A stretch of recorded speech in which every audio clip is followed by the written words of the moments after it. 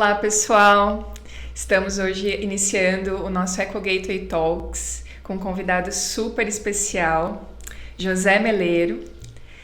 José Meleiro, ele é um especialista, um grande especialista na minha concepção, na área de iluminação pública. Hoje também consultor e pesquisador do Instituto de Energia e Ambiente da USP, onde ele conduz um projeto no seu doutorado. O nosso grande desejo aqui hoje é compartilhar um pouquinho das experiências de carreira, falar um pouquinho da trajetória, para que profissionais que estejam pensando em interagir, de ingressar nessa área de iluminação, possam se inspirar e até mesmo ter aí dicas e insights para poder se desenvolver, ok? Então, Meleiro, muito obrigada pela tua visita. Obrigada por aceitar o nosso convite.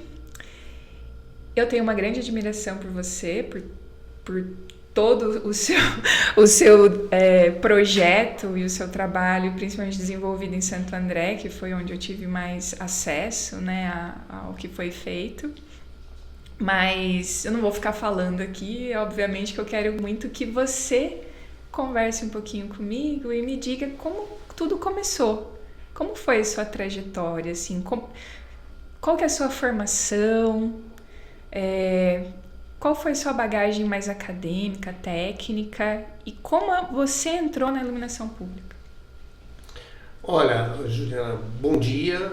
Eu te agradeço muito essa oportunidade de estar aqui e poder compartilhar essa experiência profissional, não é, que a gente já não é tão jovem assim, né? Então, quer dizer, já circulamos muito aí na área da engenharia elétrica e poder, quem sabe, com essa iniciativa, ajudar a construir e aperfeiçoar, né, esses projetos de iluminação pública que hoje ganharam tanta importância no Brasil, né, com a chegada dessa nova tecnologia, que é o LED, né, uma tecnologia de luz em estado sólido, uma coisa até difícil da gente compreender, né, como um dispositivo semicondutor é capaz de emitir luz em tanta quantidade, enfim, que já está presente, né? Bom, nas nossas casas, sem dúvida, né? Sim, sim. E nas ruas já começam a ganhar um volume muito grande. Então, eu me formei inicialmente, né, como engenheiro, como técnico em eletrotécnica. Fiz um curso técnico e que, na minha opinião, foi a grande mudança, né, no meu futuro. Eu não sabia naquele momento, mas hoje, olhando para isso, eu tenho certeza que foi um marco na minha história pessoal, inclusive. Então, me formei, entrei no setor elétrico paulista. Naquela época, a grande empresa era a Light. Depois, ela se tornou Eletropaulo e hoje ela é conhecida como Enel. Passei a fazer parte de um centro de treinamento. Trabalhei na formação de mão de obra especializada, né, na operação de subestações. Uma experiência muito, muito legal. E pude então estudar engenharia, me formei em engenharia elétrica e assim eu trabalhei até o ano de 2007, quer dizer, foi uma experiência de 30 anos de setor elétrico. E depois, em 2008, eu recebi um convite que foi até uma surpresa, né, para que eu pudesse fazer a gestão da iluminação pública no município de Santo André, que é um município próximo à cidade de São Paulo, faz parte do grande ABC, né, que naquela época tinha em torno de 60 mil pontos de iluminação. 60 mil.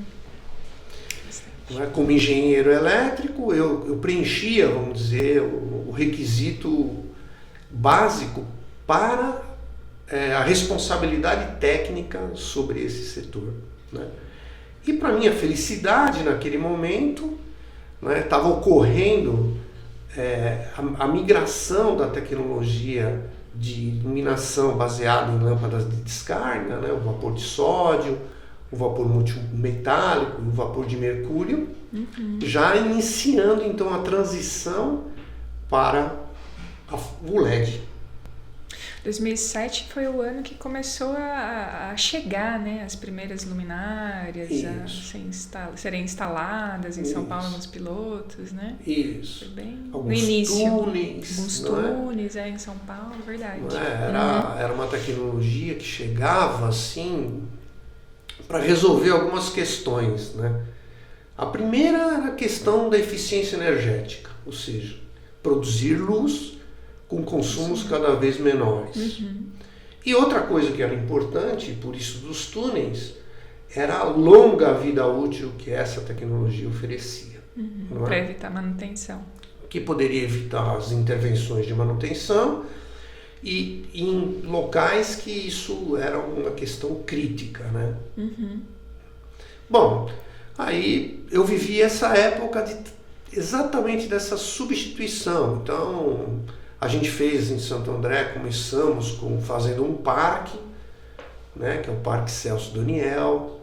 Então, lá até hoje está iluminado com LED, né, com postes inclusive de fibra de vidro. Também essa era uma outra questão de uma tecnologia que chegava também para resolver algumas questões pontuais, né? E por que vocês optaram pelo poste de fibra nessa situação? Naquele momento, para nós era importante fazer essa obra. Isso às vezes se torna uma questão de solução importante, que era fazer isso num prazo bastante curto, né? Como era uma instalação completamente nova, né? Você precisava implantar esses postes com braços e tudo, né? Você fazer isso com postes metálicos traz uma questão que é o transporte, o peso, né? Essa coisa toda, né? O poste de fibra de vidro é muito mais leve e com bastante segurança você consegue colocar. É claro que são soluções que precisam de análise, se ela é a melhor solução ou não, enfim. Mas para aquele parque isso foi importante e eu estou citando aqui porque... Já foi de certa forma inovador para esse período. Exatamente, que foi inovador. Então nós fizemos isso lá e foi muito interessante. Depois fizemos uma avenida também com iluminação LED e em seguida já começamos a utilizar a telegestão, né? Então fomos praticamente, podemos dizer que fomos desbravadores de certa forma dessa solução integrada, né? Entre a fonte de luz, né? Usando a tecnologia LED e o uso da telegestão. E a telegestão, você se lembra em que ano mais ou menos vocês iniciaram? Olha, a gente iniciou em 2010 aproximadamente. Era 2010, quando a gente fez as primeiras instalações utilizando já uma tecnologia que naquele momento estava disponível, né? Então vocês foram os pioneiros, porque nessa época, 2010, eu não me recordo de nenhuma outra instalação no Brasil com eu acho que nós tínhamos algumas talvez soluções piloto, onde já se experimentavam, né, essa tecnologia, mas assim, numa avenida inteira, ou num parque inteiro, tal, isso era bastante difícil, né, de existir. Muito legal. Então já tem uma Santo André, hoje eu já não trabalho mais na frente, né, lá no município, mas ele foi pioneiro e foi importante para adquirir musculatura, né, de conhecimento dessas tecnologias e de aprender a utilizá-las, né, extraindo os benefícios que elas realmente oferecem, né? Quer dizer, não é uma transição tecnológica apenas baseada na questão da eficiência energética, né, ou da vida útil maior do que as lâmpadas de descarga. Mas é também a gente não perder de vista que a iluminação pública, o papel dela é oferecer à sociedade, né, aos usuários, sejam eles motoristas de veículos, pedestres, ciclistas, skatistas, enfim, esses multiusuários, né, oferecer para eles uma solução que eles vejam a cidade de uma forma melhor e aproveitem os espaços públicos para realizar com segurança e com conforto as atividades, né?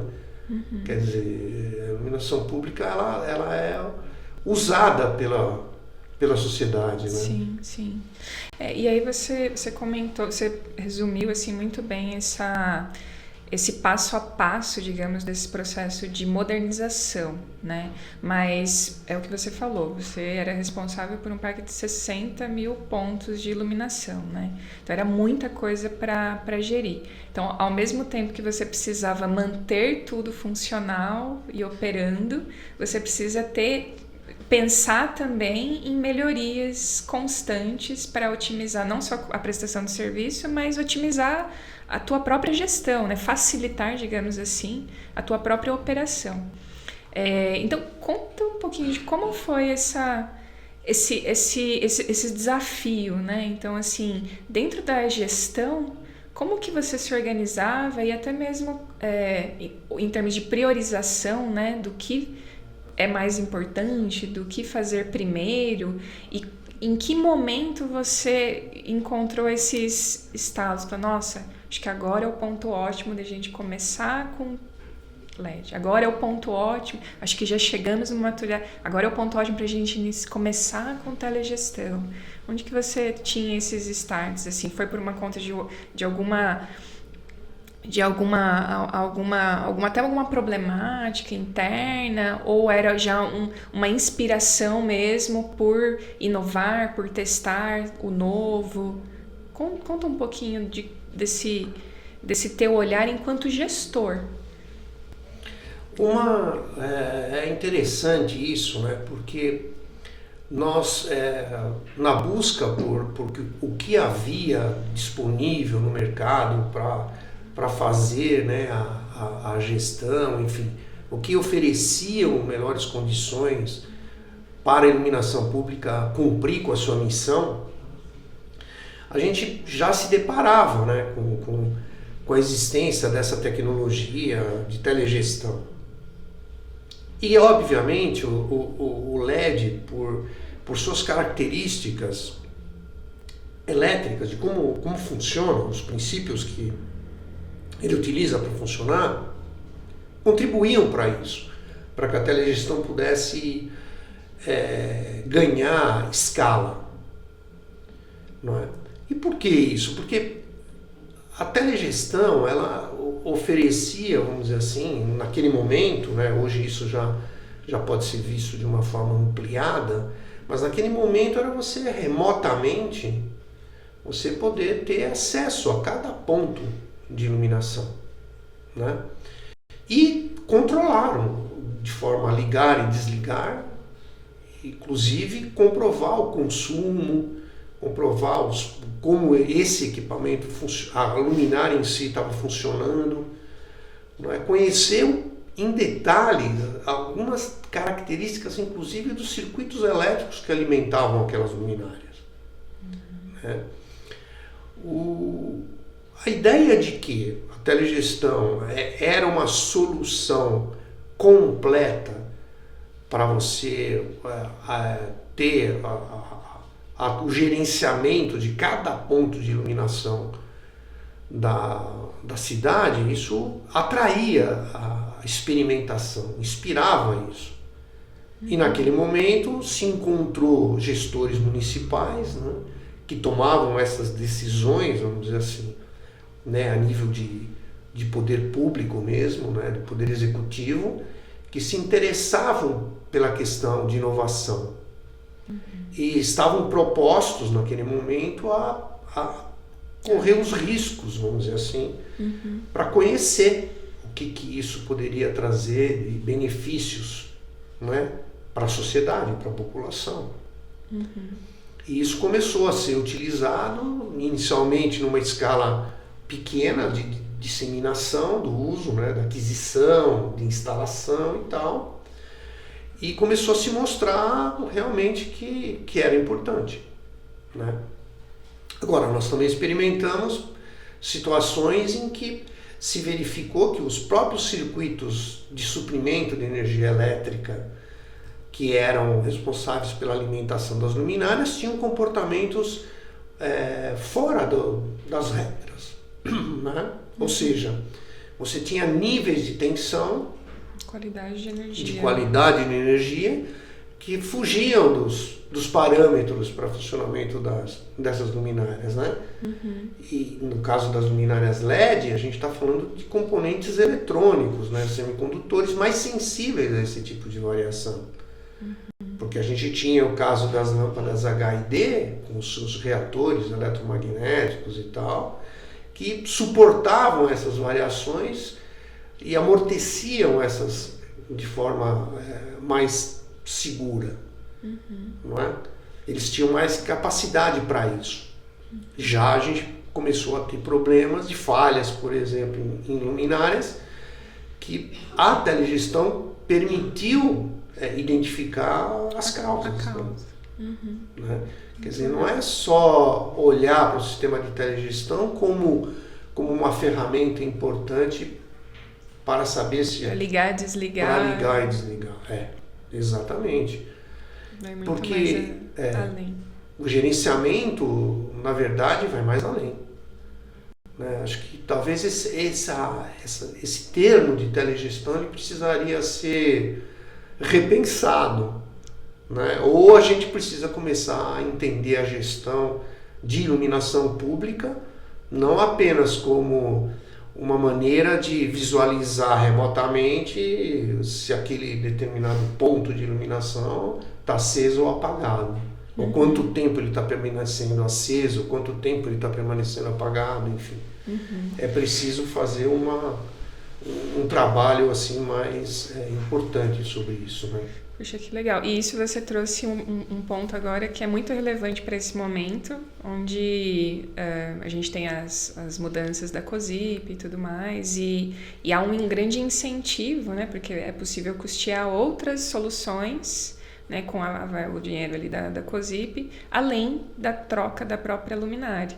E isso abre portas ali para implementar a telegestão. Então você explicou aí um pouquinho até do porquê, né? Por que realmente a telegestão abre portas para cidades inteligentes? Porque no final das contas você consegue fazer uma governança muito melhor, né? Ter um controle muito melhor e a possibilidade de integrar outras coisas, né? Dentro dessa aplicação.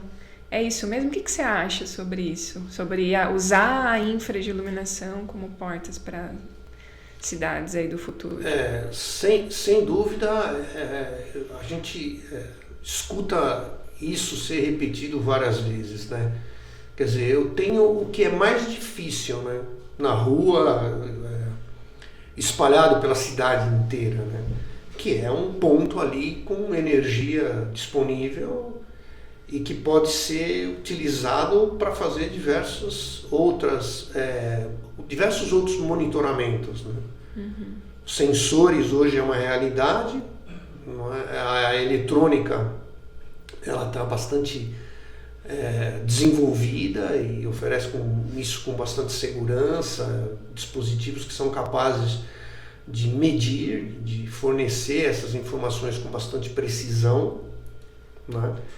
Então, a iluminação pública eu considero, sim, como uma importante porta de entrada de novas tecnologias, de novas possibilidades que tornem as cidades, não sei se o termo mais inteligentes caberia, mas torna as cidades assim, mais capazes de atender às necessidades das pessoas, informar a sociedade sobre as condições reais da cidade, que acho que é uma obrigação mesmo do poder público. E o poder público tem esse instrumental. E aí você, assim, isso é um tópico super importante, né? Então, falar da tecnologia, falar da inteligência. Mas um ponto que até sempre me chamou muita atenção do trabalho de vocês, assim, em Santo André, a preocupação muito da base, né? Da essência do projeto. Vocês sempre tiveram uma preocupação muito grande com relação à aplicação técnica, né, dessas luminárias, o projeto luminotécnico, o cumprimento de normativas. Então, isso é até a essência, né? Primeiro você precisa garantir isso, um bom projeto aplicado na prática, para depois a consequência, né? Desde que tudo corra bem e agregando outros itens. Me conta um pouquinho, e isso é um outro ponto também, porque vocês sempre tiveram esse diferencial.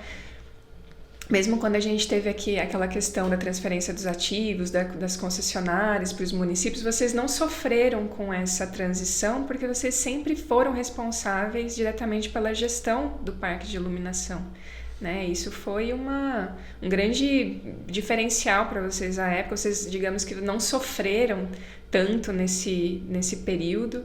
Conta um pouquinho para mim assim, sobre essa fase específica, como que foi essa transição para vocês, se teve algum impacto, sim ou não, para a cidade. E como era a tua preocupação, ou como vocês gerenciavam essas premissas bases de projetos de iluminação? Juliana, eu quando cheguei em Santo André, né, isso já tinha acontecido há muitos anos antes, né, essa transição.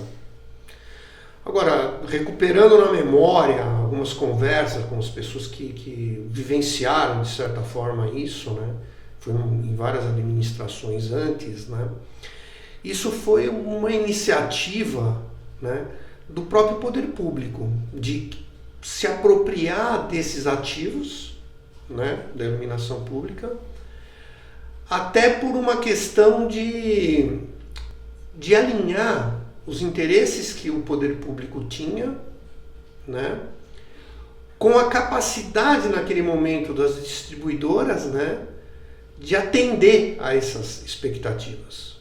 Então, de alguma forma, isso foi se distanciando, né, não havia mais um sincronismo entre essas duas questões, e aí então o município decidiu isso, né?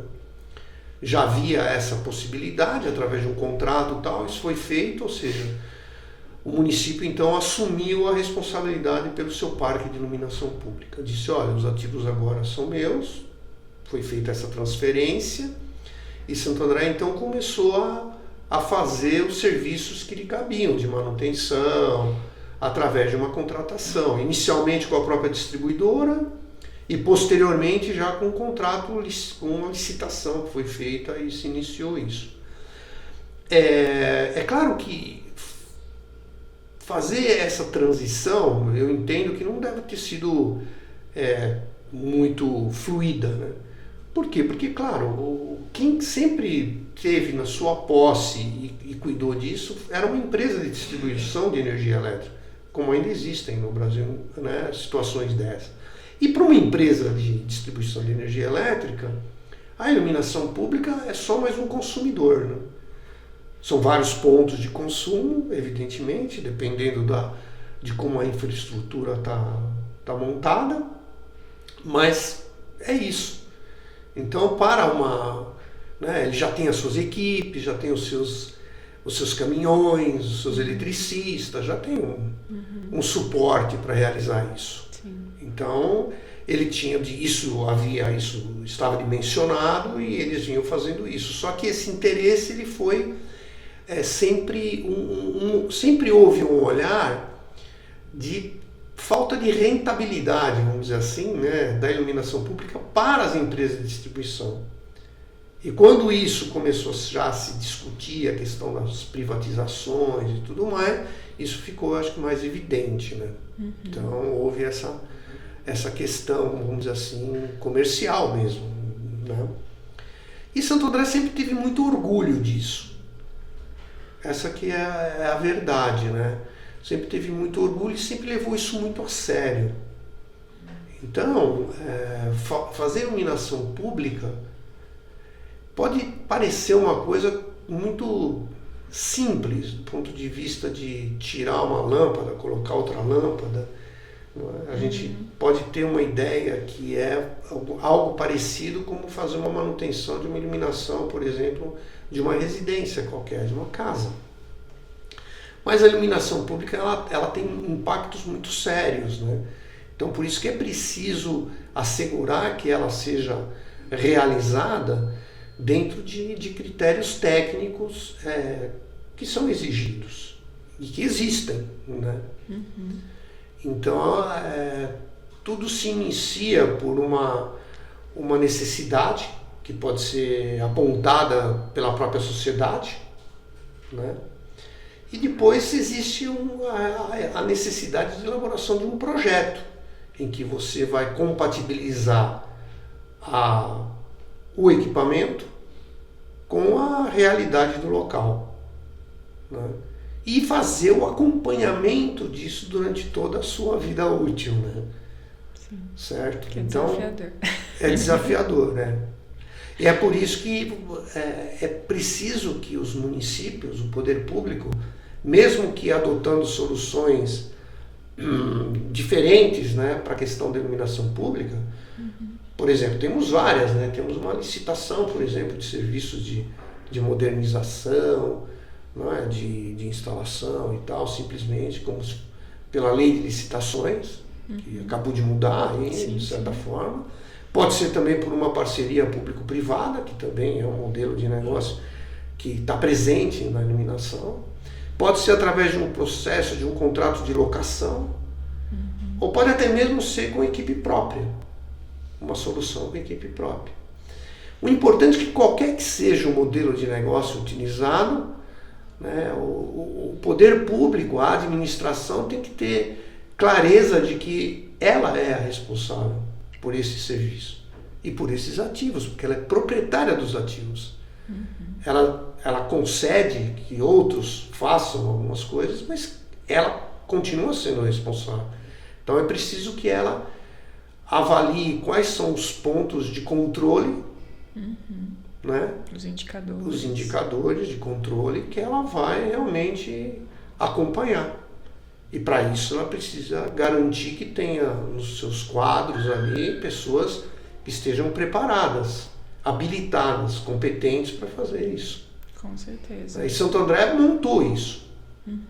Não é? Levou um tempo para isso acontecer. Quando eu cheguei lá não tinha, né? Não existiam essas pessoas totalmente prontas para isso, era uma quantidade pequena, e depois isso foi sendo estruturado até que se chegou em uma equipe própria mínima que precisaria ter, com caminhões, né? Porque mesmo que você não faça o serviço de instalação total, ou seja, que tudo seja feito com mão de obra própria, você precisa de uma estrutura mínima, porque você vai precisar fazer avaliações concretas. Né? Você falou, precisa vivenciar. Isso. E iluminação pública é pé no chão. Né? Eu trabalhei muito tempo no setor elétrico, a gente dizia que tinha que pisar na brita, né? Tinha que colocar os pés na pedra da subestação, para saber do que você estava falando. Iluminação pública não precisa ir na brita. Mas precisa... Isso daí é um pouquinho mais tranquilo. Isso, precisa ir na rua para ver. Então precisa conhecer antes o local, não adianta fazer através do Street View, do Google Maps, né? Olha, eu diria que é uma ótima oportunidade para conhecer a cidade que você trabalha. Né? Às vezes coincide, né? Você vive na mesma cidade que você trabalha, mas é importante conhecê-la de verdade. Né? Passear, sabe? Aproveitar a noite para conhecer a cidade. E aí você adquire o costume ou o vício, né? De andar pela cidade olhando para cima. Né? Pois é. Trabalhei bastante tempo com iluminação. Todo mundo que trabalha nessa área fica olhando sempre para os postes, para as luminárias.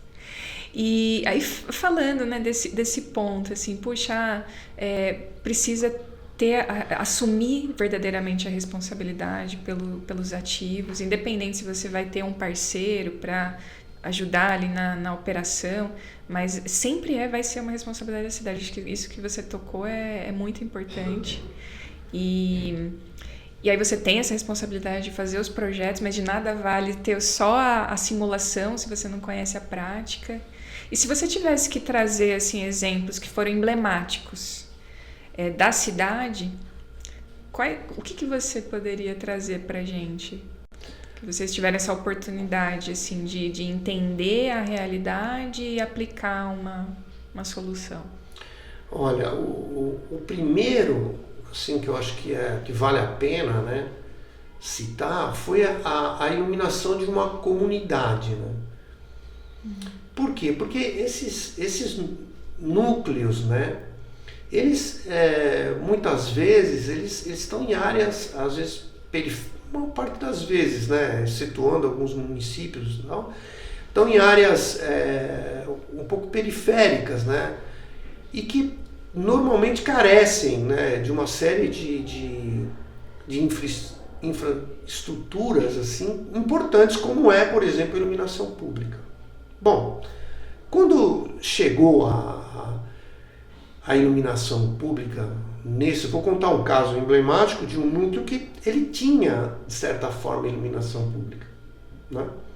Mas era uma iluminação pública baseada em lâmpada de descarga a vapor de sódio, que a menor potência que havia na época de comercialização eram 70 watts, então quer dizer, era essa ou qualquer coisa acima dessa.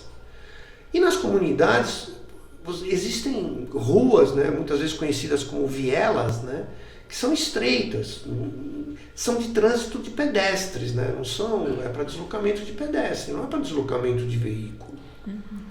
E essas luminárias a forma de distribuição dessa luz também não é apropriada. Não é apropriada para essa condição, né, de via.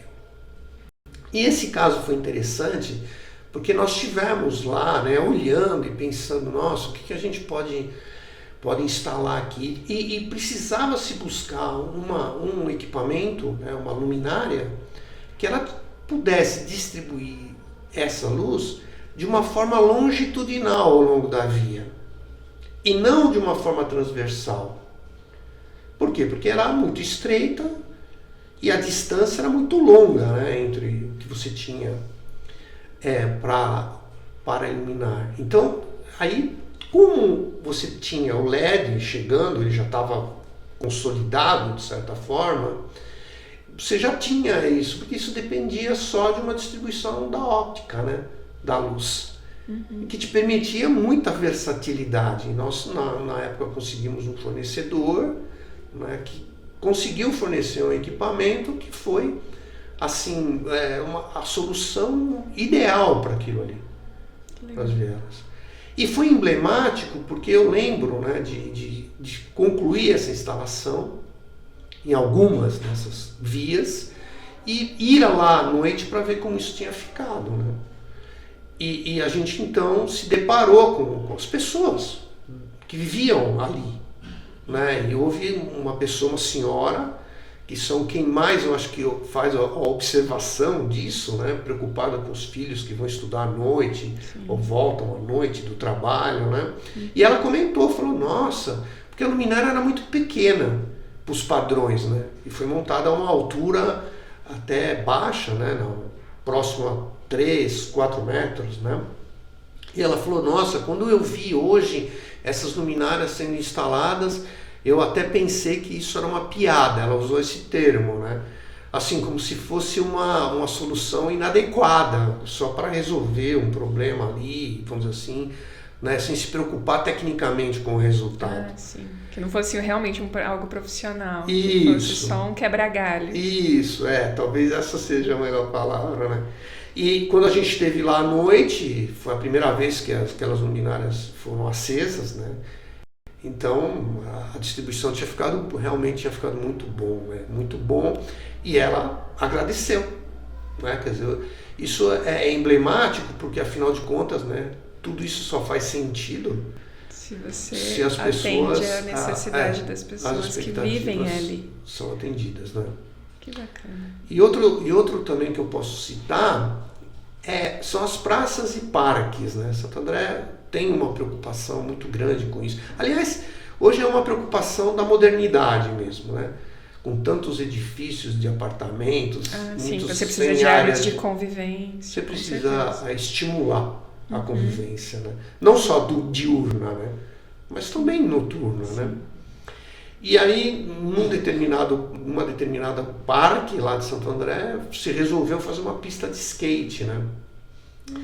E era uma iluminação que ela foge do padrão que a gente estava acostumado, enfim. É preciso ser feito um projeto muito bem desenhado, né? Até em 3D, para poder considerar todos os obstáculos que essa pista tem e tal. E o projeto foi feito por um grande skatista da região de Santo André, o Sandro, né? E aí nós fomos lá fazer uma entrevista com ele e com os usuários, né, das pistas de skate para entender da necessidade disso. E o projeto acabou sendo feito com base nisso, né? Evitando o ofuscamento, evitando o direcionamento, né, da luz diretamente para os olhos, o que dificultaria, né, a realização das manobras e tal. E também foi um caso de sucesso, que também a gente conseguiu. Agora, o que eu destaco desses dois casos, de tudo que é serviço de iluminação, né, noturna, né, é você, né, ter que utilizar uma parte da sua rotina de trabalho, né, do poder público para ir visitar. Porque a gente às vezes estamos utilizando soluções que estão trazendo bons resultados, mas também estão atrapalhando a vida das pessoas, né? Com certeza, se a gente olhar, por exemplo, o que a gente chama de luz intrusa, né? Por exemplo, né? Uma luz que está colocada sobre áreas que não deveriam, por exemplo, né? Pessoas cada vez mais usando blackouts, né? Ou seja, bloqueadores de luz intrusa, né? Exato. Porque essas iluminações elas acabam incomodando as pessoas, né? Com certeza. Que legal. E, Meleiro, assim, pra gente já encaminhando assim pro final, de toda a tua bagagem, de toda a tua experiência, o que você traria assim de mensagem para os profissionais que querem iniciar a sua carreira na área de iluminação pública? Olha, a primeira mensagem é olhar para a iluminação pública com um pouco mais de compreensão do que ela representa. Quer dizer, porque o que eu falei anteriormente, né? Olhar para a iluminação, muitas vezes, para um eletricista, né? Para um técnico, eletrotécnico, ou para um engenheiro e tal, pode parecer uma coisa pouco estimulante do ponto de vista intelectual, né? Mas isso não é verdade. E cada vez mais nós precisamos de pessoas preparadas, quer dizer, conhecer a luz e como a gente pode tirar proveito dela de uma forma séria e tal, né? Ela é um pouco mais complexo do que simplesmente imaginar uma fonte de luz como algo fácil de ser substituído e tal. Não é. Então, quer dizer, há desafios assim importantes e que só com mão de obra preparada, né, com conhecimento, com experiência, né, nós vamos poder resolver essas coisas. Então, eu diria, venham para a iluminação pública. Vale a pena. Que legal. E não basta se fixar só na análise dos indicadores, se cumpre ou não. Tem que se aprofundar. Tem que se aprofundar, Tem que pegar uma luminária, colocar na mão, né? Tem. Acompanhar uma montagem, uma desmontagem, ir na rua. Tem, ir na rua, Tem que ir na rua. Tem que ir na rua. Tem que passear. Tem que passear, tem que ver o antes, tem que ver o depois, saber como é que mede, né? E principalmente, às vezes a gente olha só um indicador, um número. Puxa, consegui chegar na eficiência energética que eu precisava, reduzir 50%, 60% do consumo, legal. Mas é isso que você falou, se não tem uma distribuição da luz adequada, se está causando uma iluminação intrusiva, ou seja, não está resolvendo o problema. Não. Ou seja, você resolve uma coisa, mas você gera outras. E aí é importante conhecer um pouquinho do todo para buscar soluções cada vez mais assertivas e adequadas a cada uma das situações. Isso. E a gente só consegue só através da observação. E precisa... eu já ouvi, né, do professor do Elvo Calisto, uma frase interessante. Não sei se isso é de autoria dele ou se ele ouviu isso de alguém, mas é uma verdade. Ele falou: o melhor fotômetro que existe é o nosso olho. É verdade. Eu diria que o melhor luminancímetro, né? É o nosso olho. É a melhor forma realmente de avaliação, porque a iluminação deve ser algo que te permita perceber os ambientes, mas de uma forma confortável, né? Aí sim ela vai oferecer segurança, bem-estar, não é? E aí sim as pessoas vão utilizar as vias, os parques, as praças, enfim. Com certeza. Né? Para passear. Com certeza.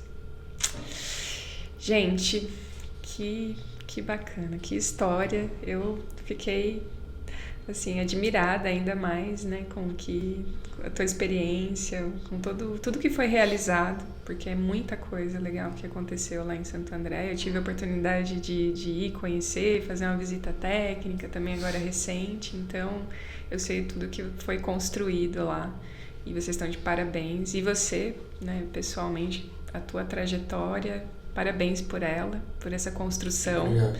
E por tudo que você agrega hoje também como pesquisador, porque são muitas informações que você vai disponibilizar a público, né, logo mais, para contribuir com a formação de outros profissionais também. Então, parabéns por isso, porque eu sei que é desafiador. Obrigado. E para as pessoas que querem entrar em contato contigo, qual que é a melhor forma? Eu acho que a melhor forma é por e-mail mesmo. Aí, qual que é? Então, o meu e-mail é jcmelero, melero, @gmail.com. Joia. Muito bom. Então, muito obrigada. Obrigado. E, pessoal, para quem quiser acompanhar não só esse episódio, mas os próximos tão enriquecedores como esse, sigam o nosso canal, Eco Gateway Talks. Se inscreva e ativem as notificações, porque sempre às quartas-feiras, 10h30 da manhã, nós temos um novo episódio no ar. Muito obrigada. Valeu.